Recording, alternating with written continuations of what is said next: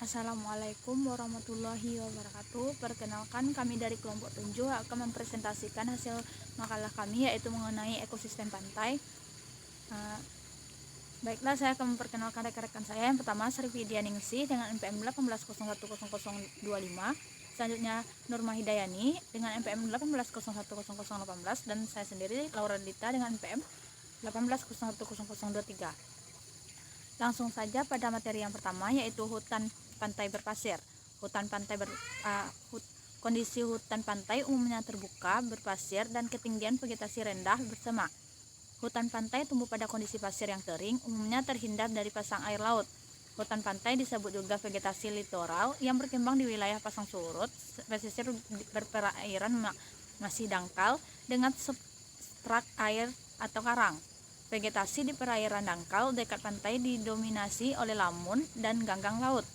Hutan pantai secara khusus menjadi habitat dan lokasi peneluran penyu. Selanjutnya yaitu kondisi fisika dan kimia pantai. Faktor ini merupakan faktor yang sangat berpengaruh pada ekosistem intertidal. Akibat adanya pasang surut, maka menyebabkan faktor pembatas pada daerah ini menjadi lebih ekstrim. Faktor pembatas tersebut yaitu kekeringan, suhu, dan sinar matahari. Ketiga faktor tersebut saling terkait. Jika laut surut, maka daerah intertidal terekspos oleh sinar matahari akibat suhu meningkat. Suhu yang meningkat menyebabkan penguapan dan dampaknya daerah menjadi kering. Menurut Soemodi Harjo, mengungkapkan bahwa faktor fisika kimia laut meliputi salinitas, pH, arus, suhu, dan kecerahan selalu berubah-ubah tergantung kondisi daerah pasang surut. Selanjutnya ada formasi rumput dan semak di pantai. Formasi vegetasi dan flora. Setidaknya di ekosistem hutan pantai berpasir ini terdapat dua formasi vegetasi yang dibedakan berdasarkan struktur dan fisionomi vegetasi serta komposisi floristiknya, yaitu yang pertama formasi Pescaire, yang kedua formasi Barringtonia. Sebagian pakar, misalnya Bakker, menyebutkan adanya formasi yang ketiga yang terbentuk atas bukit atau gumuk pasir. Yang pertama yaitu formasi Pescaire. Formasi ini terutama terbentuk oleh tetumbuhan menjalar yang tumbuh rapat dan atau renggang menutupi pasir pantai atau garis pasang tertinggi.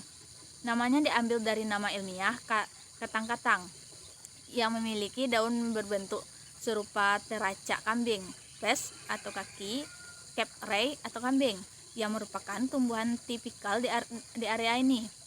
Jenis tumbuhan menjalar lain yang sering dijumpai di antara lain kekara laut, ada kacang laut, rumput lari-lari, ada ginting segara, ada rumput kerupet, serta jenis patikan. Juga jenis-jenis teki seperti Cyperus petundulatus, ada Cyperus stoloniferus dan Fibristyllis sericea. Formasi Pescaire terbentuk pada pantai yang bertumbuh di mana pasir diendapkan. Perakaran tumbuhan pada formasi ini melebar dan mencengkram ke dalam pasir, membantu memantapkan ekosistem yang cenderung tidak stabil ini.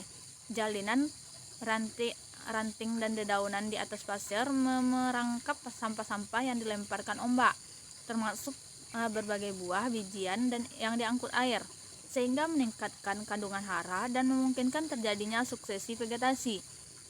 Di bagian belakang formasi ini biasanya didapatkan semai dari aneka tumbuhan dan buahan dipancarkan air laut, termasuk pula kelapa dan cemara laut. Sebagai jenis pelopor atau ponier, tumbuhan yang akhir ini sering membentuk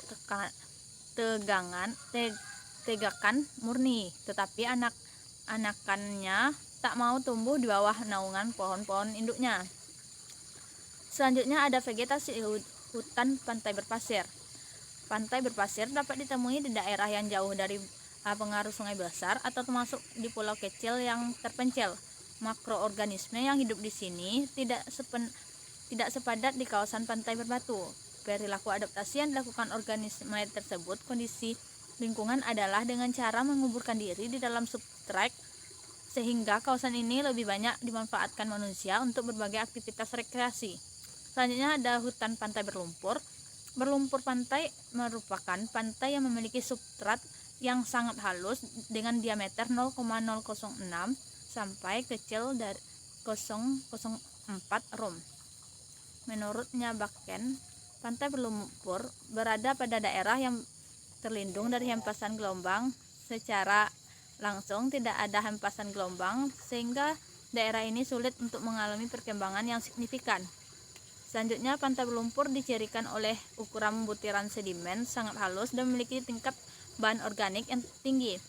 Pantai ini pula banyak dipengaruhi oleh pasang surut yang mengaduk sedimen secara periodik.